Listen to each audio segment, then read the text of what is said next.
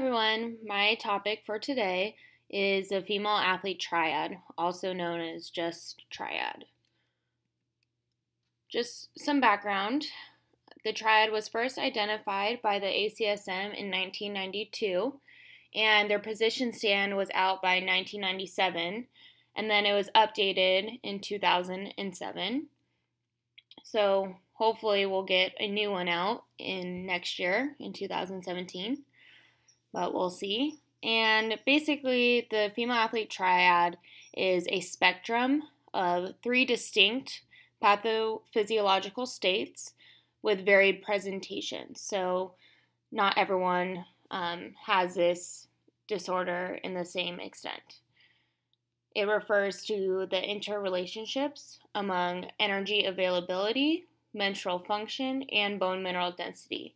And these may have clinical manifestations, including eating disorders, amenorrhea, and osteoporosis.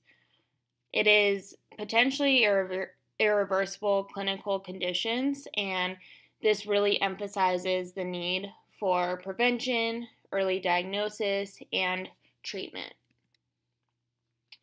Here is a pretty cool diagram of the female athlete triad as the spectrum. So on the right, you'll see the blue triangle shows where female athletes should strive for. That's their optimal energy availability, their optimal bone health, and a regular, consistent menstrual cycle.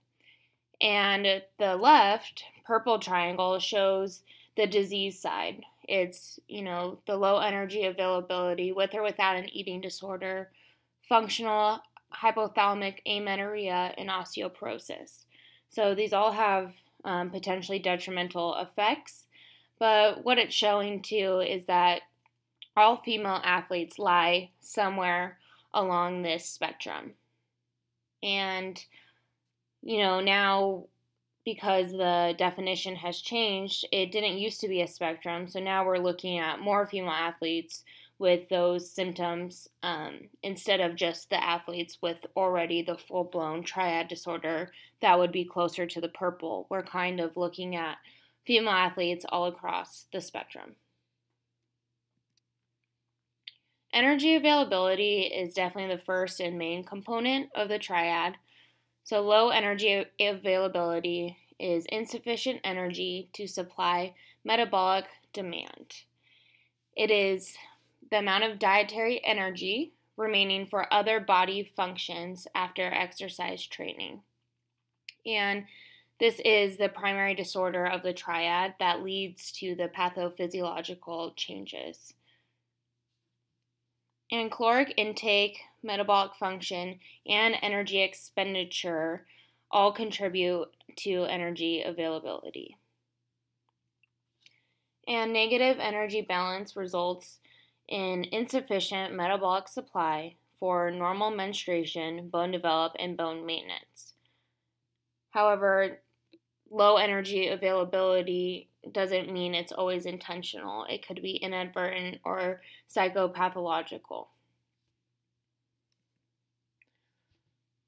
There are maladaptive dietary habits that also can contribute to energy availability, and that could be the use of laxatives, purging, restriction, stimulants, and diuretic use. So it doesn't just have to be through excess energy expenditure to be in that low energy availability state. And low energy availability typically would mean, okay, these female athletes are low in their macronutrients and low in their micronutrient intake if they're not meeting their needed calories per day. And of course, this can decrease the body's ability to build bone, maintain muscle mass, repair damaged tissue, and recover from injury, which we need regardless, but especially even more so as an athlete. Micronutrients are also necessary to build bone and muscle tissue to help replace red blood cells, and also an important factor in providing energy metabolism.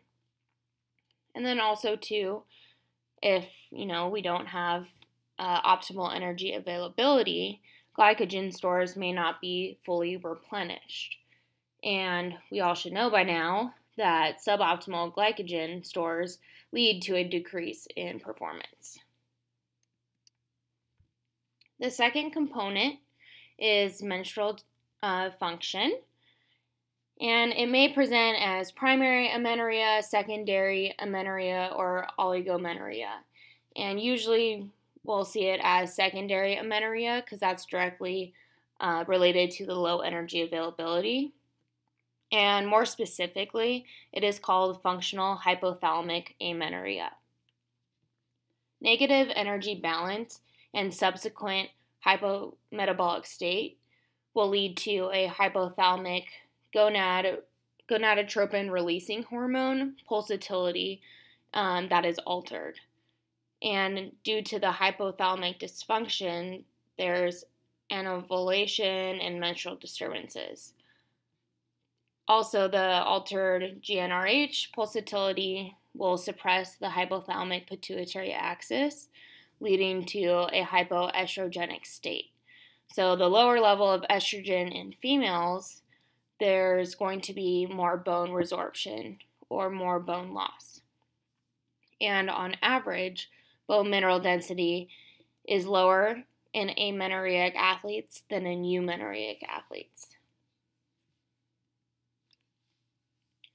The last component of the triad is bone health. And we should know bone health is maintained through a continuous process of balanced osteoblastic and osteoclastic activity. Osteoporosis is defined as bone loss and deterioration of bone microarchitecture, compromises bone strength, and increase susceptibility to fracture and painful morbidity. And those women with menstrual dysfunction and low estrogen levels can actually lose up to 2% of their bone mineral density each year.